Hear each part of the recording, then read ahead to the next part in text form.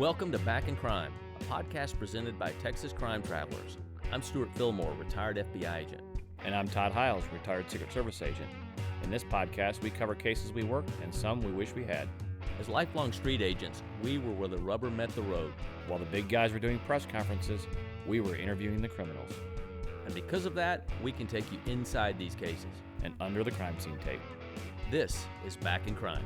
Today's episode is about public enemies. Public enemies, one of my favorite topics.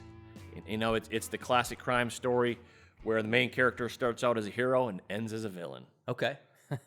You go from being a really good guy doing great things to a bad guy doing terrible things. There's at least one public enemy I know that I'm not really sure he was ever a good guy, but we'll find out. And for our podcast listeners that may be unaware, Stewart and I have a YouTube channel called the Texas Crime Travelers. So if you're not a subscriber, get over to the channel and become a subscriber. Yeah, we've got some great stuff over there. All right, buckle up and enjoy this ride. Here we go. Public enemy is a term used to describe a dangerous criminal. So let's go back in crime, and we're going to go back in the criminal history files of the United States. And the FBI, really the director of the FBI, and it's really J. Edgar Hoover at the time. Yeah. But he has identified 4 people as public enemy number ones. You mean people that got that notorious title? Yeah, got that title. Mm-hmm. And this was all probably, done in the 1930s? I know it started in the 1930s. I'm not sure exactly how long it lasted or when he named the last one, but definitely in 34. Yeah. So yeah, you're right. 1934, the first one. Director Hoover declares John Dillinger as America's first public enemy. Yeah, so Dillinger was a bank robber who was a media sensation at the time. He raided police stations. Broke out of jail. Banks. Yep. Broke out of jail. Made some really famous escapes from FBI shootouts when they had him cornered. And his gang also was involved in several shootouts with the FBI. Yeah. So he is number one, public enemy number one. In July of 1934, the FBI, acting on a tip, they tracked Dillinger down to a movie theater in Chicago. The Biograph Theater on Lincoln Avenue. And according to the FBI account of what happened that night, they killed John Dillinger as he exited the hotel. Yeah, the official account is that, they got Dillinger, they identified him through the fingerprints, even though he had plastic surgery, had altered his appearance a little bit. They positively identified him as Dillinger. Yeah, and he had altered his fingertips. His fingerprints. With the most brutal means possible. He put acid to his fingertips. Now, so following Dillinger's death, Pretty Boy Floyd becomes the next person to be declared by Director Hoover as public enemy number one. Yeah. So, Pretty Boy Floyd was accused of being involved in what was called the Union Station Massacre. Some people call it the Kansas City Massacre in 1933. He was also a bank robber. I think the famous movie that got me interested in the gangsters of the 1930s was Dillinger in 1973. And in that movie, it shows Pretty Boy Floyd as part of the Dillinger gang. But in reality, they never... never crossed paths. Never worked together. All right. So in October of 1934, the FBI agents locate him on a farm outside of East Liverpool, Ohio. Yeah. And again, another shootout with the FBI agents, but this time Floyd's killed. Yeah. Yep. He had actually been, he and an associate had I think some car trouble in West Virginia. I forget the town in West Virginia, but local sheriff there was tipped off that, hey, these guys maybe look a little suspicious. So Floyd ends up in kind of a little shootout. The associate gets caught. Floyd just makes an escape and ends up in some woods and roams for 3 or 4 days and ends up at this farm in East Liverpool, Ohio. Yeah. All right.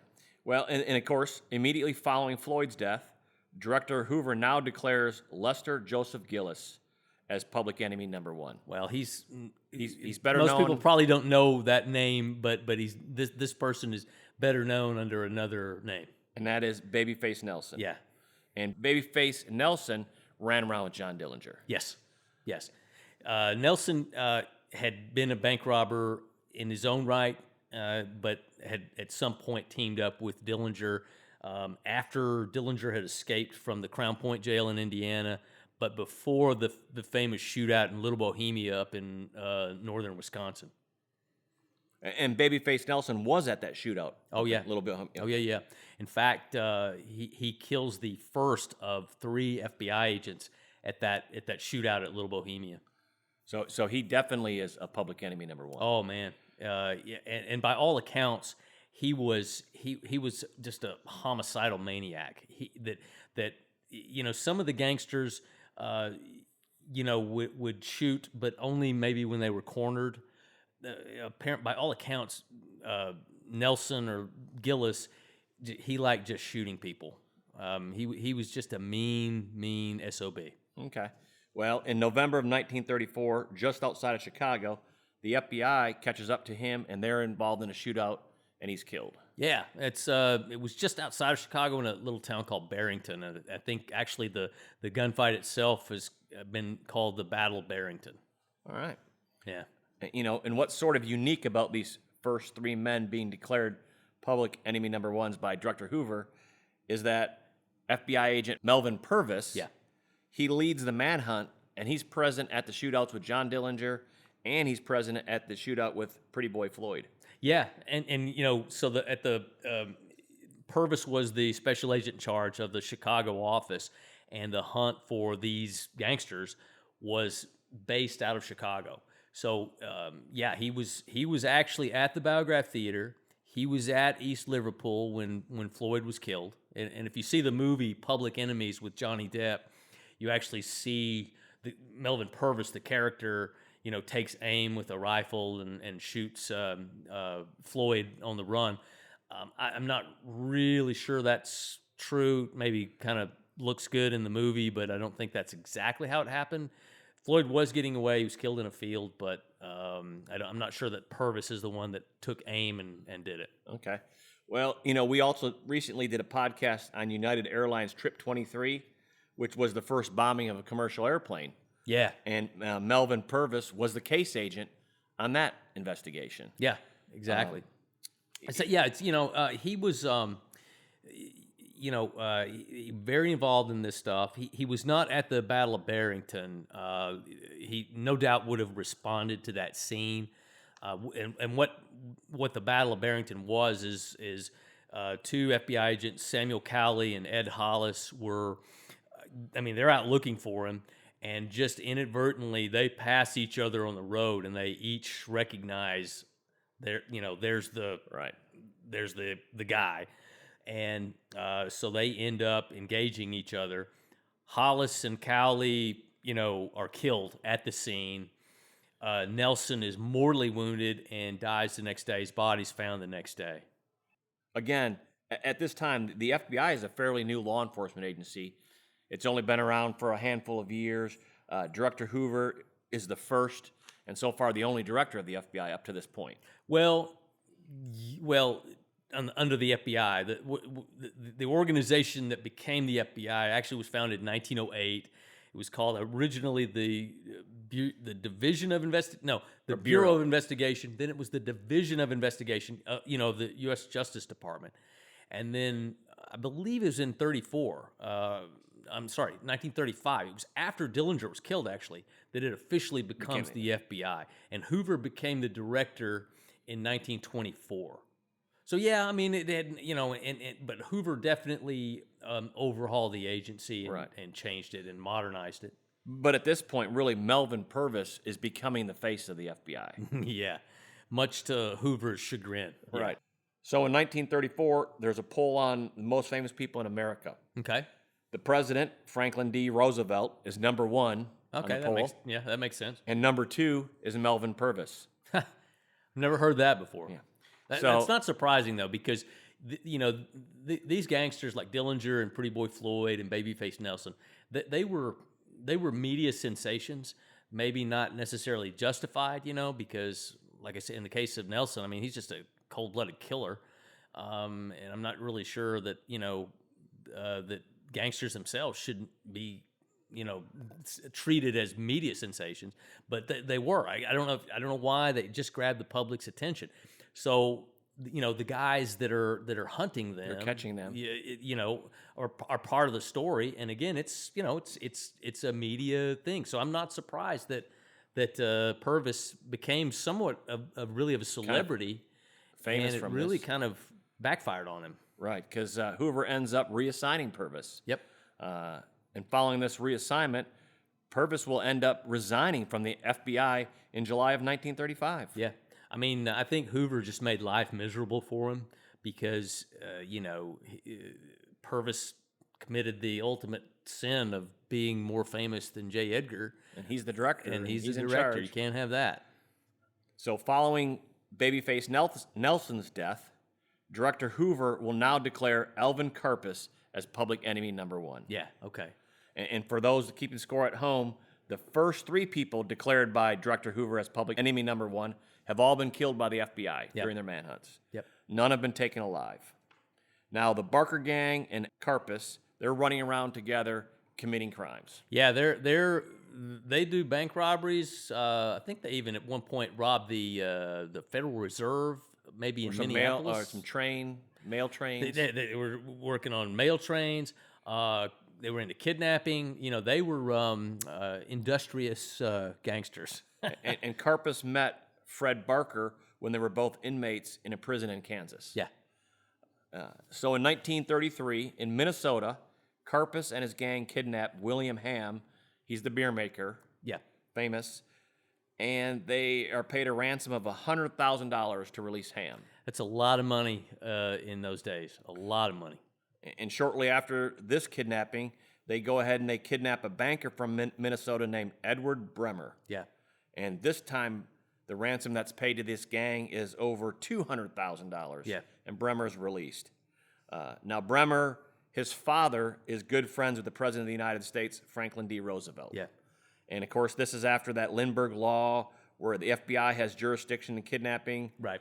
So the FBI steps up their manhunt for Karpis. Yeah, I mean the famous Lindbergh kidnapping, which actually there's a lot to that case too that's really fascinating. We ought to maybe do an episode on that sometime. But that was in 1932, and at the time, kidnapping was not a federal crime, and so the Bureau did not really have jurisdiction there.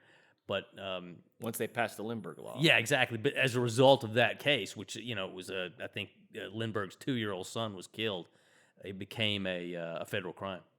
In January of 1935, in Florida, the FBI locates Fred Barker and Ma Barker. Yeah. Ma Barker is his mom. She's part of the gang. Yeah, it was called the Barker Karpis gang, and the Barkers were Fred, Herman, and Doc. Yeah, and Doc, and then their mom, who history knows as Ma Barker, was painted as being just this vicious woman that led all her sons into this life of crime, and I think she ruled with an iron fist. Yeah, and I think, I may be getting ahead of the story, but I'm not. I don't think that image is going to end up being correct. Right. Yeah. But they're found there. They're located down there in Florida. The FBI again involved in another shootout. Yep. And Ma Barker and Fred Barker are killed. Yeah, they shoot up this house, kind of a vacation house in Florida. I think it was on a lake, in inland Florida. It wasn't on the coast. And a couple of years ago, because I read about this stuff just for fun, believe it or not. But that house, I think, is still there. It was for sale, recently, and looks pretty much like it did back in the day. And there was a big shootout there, and Ma Barker and Fred were killed. And after their death, Karpis allegedly sends word to the FBI director that he intends to kill Hoover the way that he killed Fred Barker and Oh, okay. Ma Barker. No, I never heard that. That's interesting. Okay.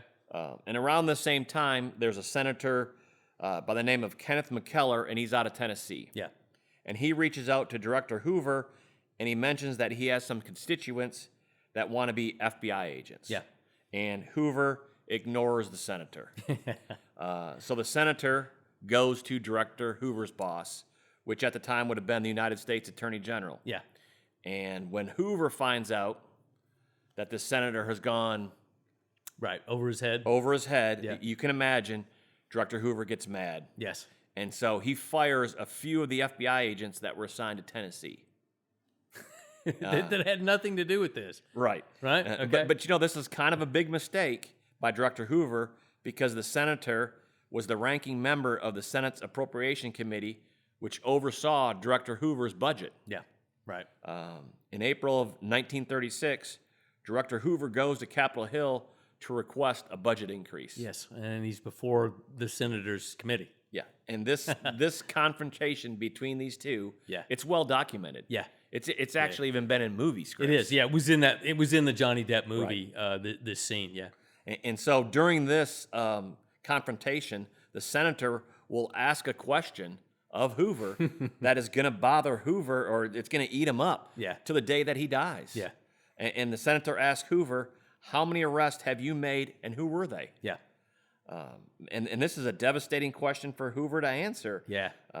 Well, because Hoover has cultivated this image of being, a G-man. He's built the brand of the FBI as tough, persistent crime fighters using modern techniques and professional standards.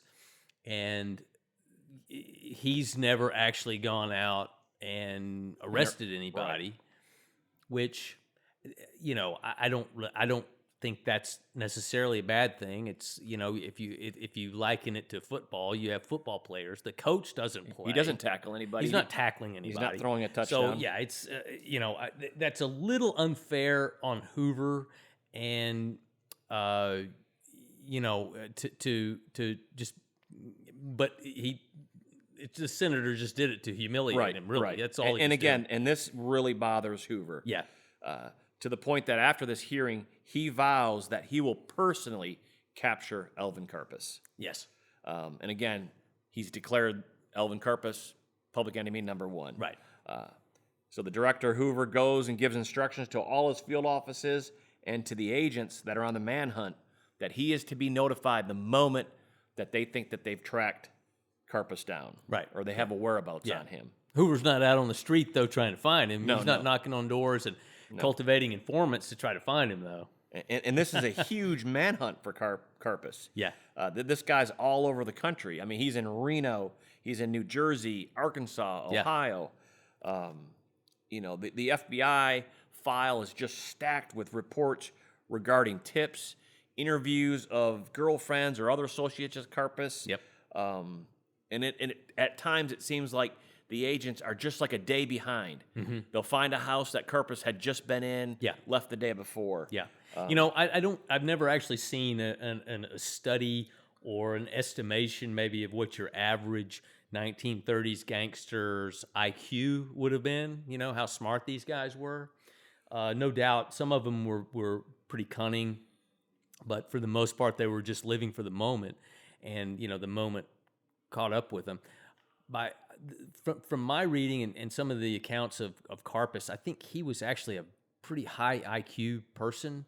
He was smarter than the average criminal, but nonetheless, he still at some point, ends up in the hands of justice. But he was a little bit above as far as just intelligence of the typical and again, on that same line, let's take a second and let's talk about the investigators of the 1930s. I mean, these guys have no computer.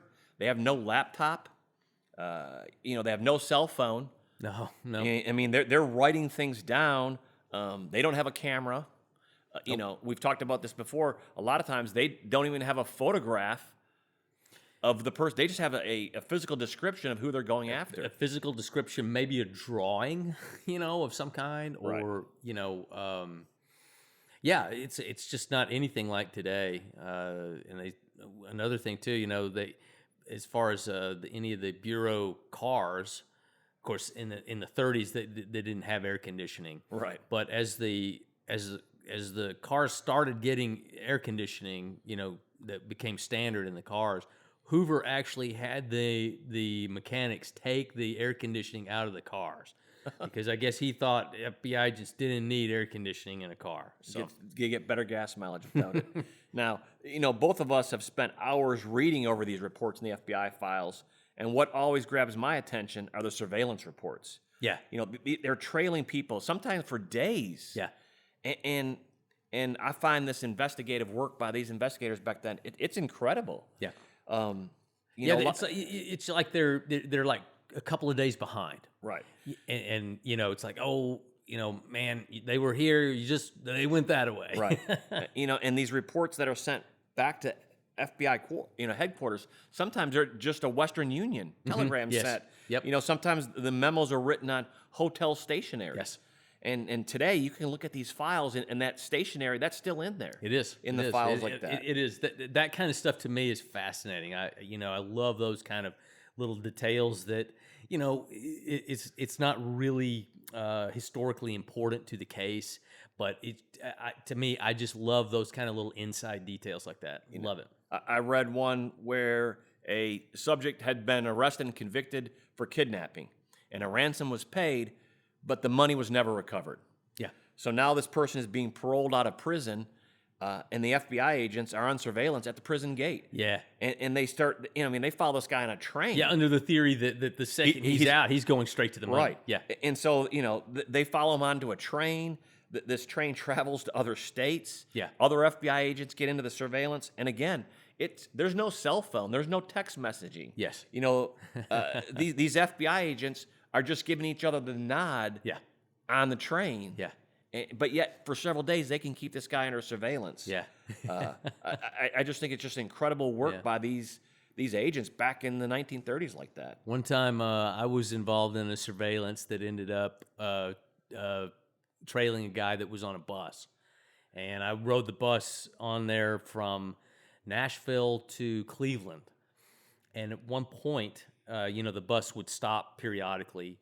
And I was getting hungry. It was dinner time, but you had to keep an eye on the guy because and You didn't want to be that guy who lost. oh no, you don't want to lose the guy. So the only thing that you had for dinner options was some vending machines. So I put in my money for it, and I think I pushed Dr. Pepper, but I got a grape soda, which I'm not a big fan of, and the only other food that was looked kind of good were Cheetos. So on that surveillance, I had grape soda and Cheetos, but I didn't lose the guy. So at one time, the FBI is reviewing all the mail going to and coming out of Cleveland. Yeah. And they're looking for names of aliases that Karpis is using. They're trying to find his associates. And remember, Director Hoover has made this vow to personally capture Karpis. Oh, yeah. This is a big deal. And I mean, it's a big deal to him just for his own, personal honor is how I'm sure he looked at it. And again, he doesn't really have to wait long because on May 1st, 1936, the FBI locate Karpis in New Orleans. Okay. Yep. In fact, there's a story that Hoover has hired 2 Texas Rangers that have been involved in shootouts in Texas before. He brings them in as FBI agents, and they're actually the ones that they send up to the room that Karpis, they think he's in. Yeah. Yeah, that was. I don't know if they were Texas Rangers or not. Maybe one of them might have been at some point. Definitely were from Texas, had been in law enforcement, and had been in previous gunfights where they had killed people in these gunfights. And that came about when in the hunt for Dillinger, and Hoover realized, these are college boys out here that trying to find people that will shoot at them. So he recruited or brought in these guys that had been with previous gunfighting experience, and they called them the Cowboys, and some people call them the Fly Boys. That Hoover brought up. In fact, one of them is the guy that that killed Dillinger, and so so that is true. And so now Director Hoover, he's in Washington D.C. They've got him tracked down to this apartment building in New Orleans. So Hoover charters a plane from Washington, D.C., and he goes down to New Orleans the next day. Yeah. And shortly after 5 p.m., the agents swarm the car when they see that Karpis and his associates gets into a vehicle. So think about this for a second. Think about the pressure that was on the poor agents that had located Karpis, and now we can't arrest him. We got to sit on him. Wait, right? Can you imagine? It's like the thought of, we don't lose this guy. Right.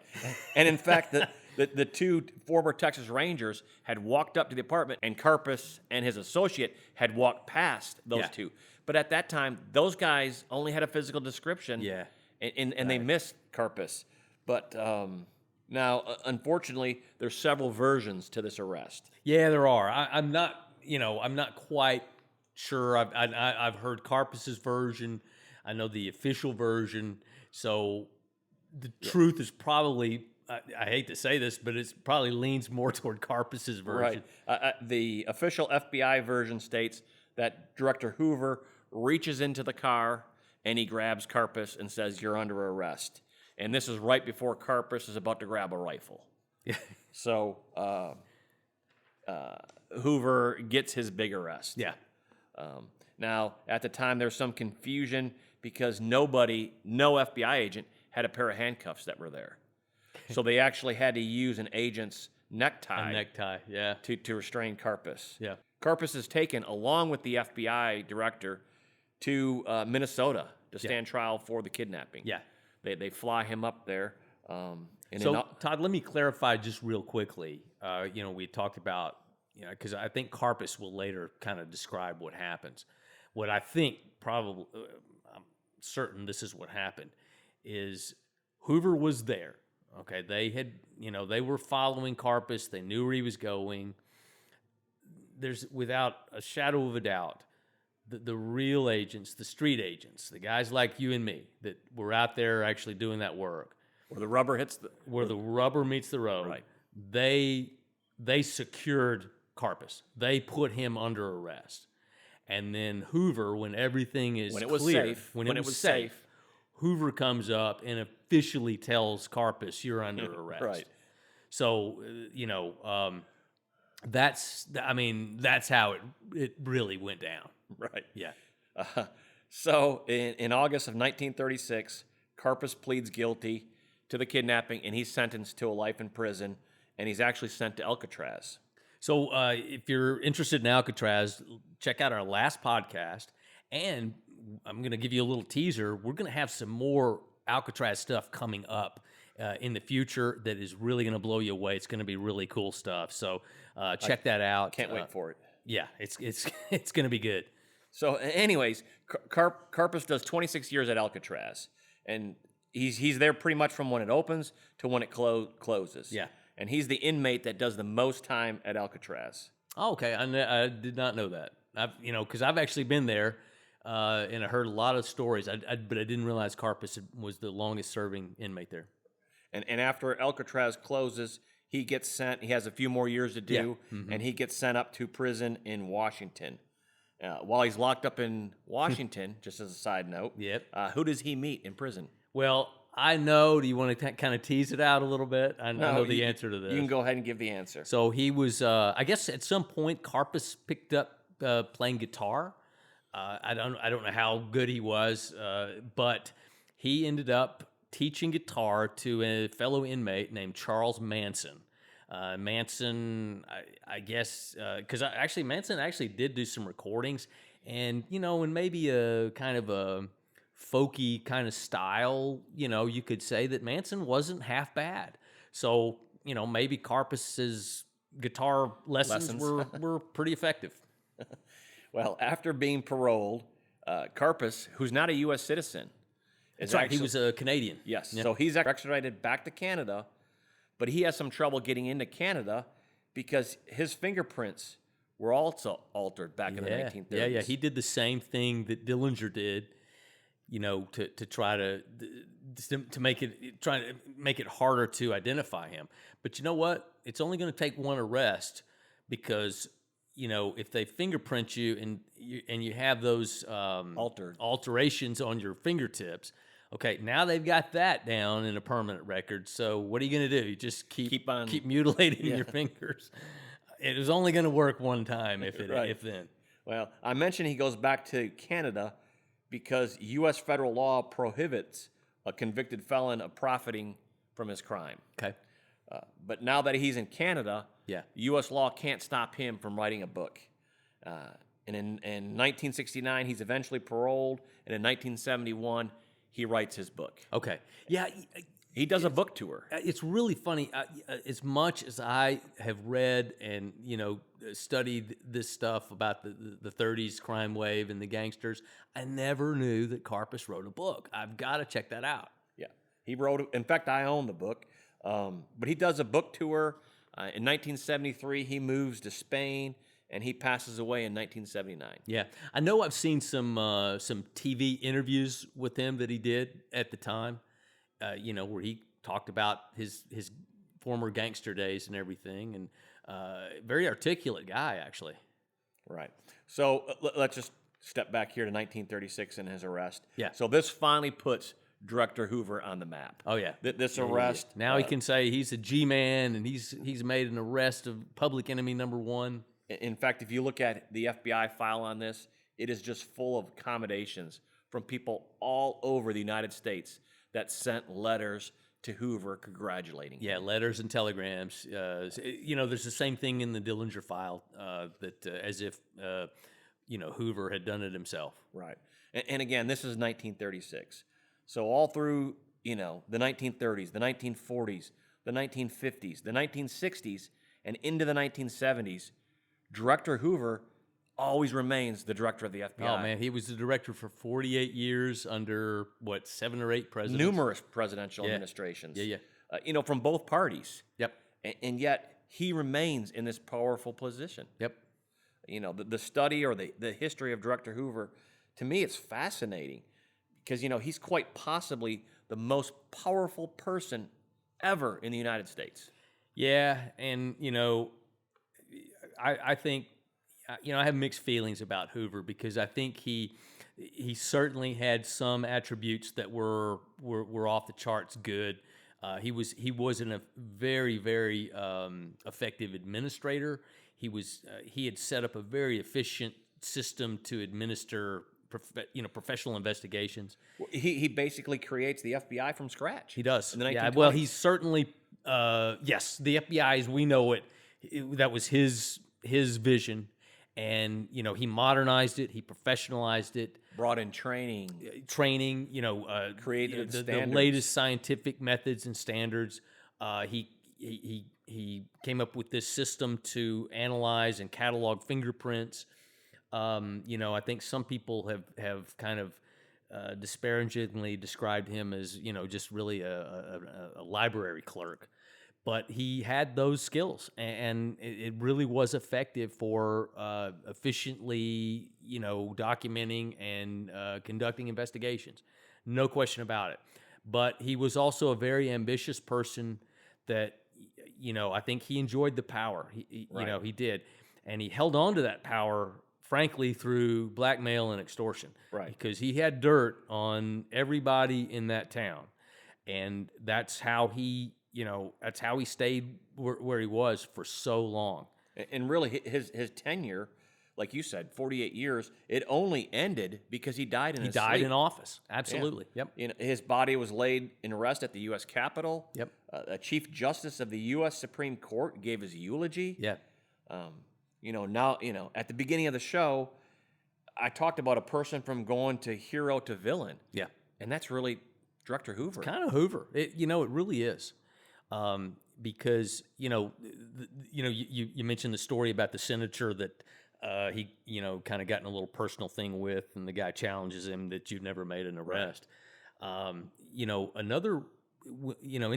that the FBI was up for a new budget request or something like that, the story goes is that a senator maybe that was holding out or maybe didn't want to give additional funding would get a visit from an FBI agent who said the night before at their house. Yeah, who said, "Hey, Mr. So-and-so Senator, I just wanted to let you know that Director Hoover has come into some information that says you're cheating on your wife or that you're a homosexual." Now, absolutely, the director does not believe this and will do everything in his power to make sure that this information does not get out. Right. Well, whatever the dirt was, it was true, and the senator knew it was true, and he knew that Hoover knew, and so magically through that process, He changed that his budget tone. would get approved. Right. You know, and so I don't agree with those tactics. I don't like that one bit. But that's how he stayed in power. You know, and following his death, there were over 800 personal files of elected officials or other prominent people in the United States that were in Director Hoover's office. And those files were destroyed right after his death. Yeah, that was his personal secretary, Helen Gandy, had destroyed those. In a previous podcast, we talked about the FBI using cutting-edge, technology or techniques, especially with surveillance and telephone wiretaps and listening devices. Yeah. But it appears that these techniques might have been misused during his tenure. Yeah. So I guess for today's question would be, would the FBI have declared Hoover as a public enemy? Well, with all his influence and blackmail over people. Yeah. People feared him because of what he knew or what he had on people. Yeah, absolutely. That's how he stayed in power. The methods and tactics for staying in power are just, I think, inexcusable.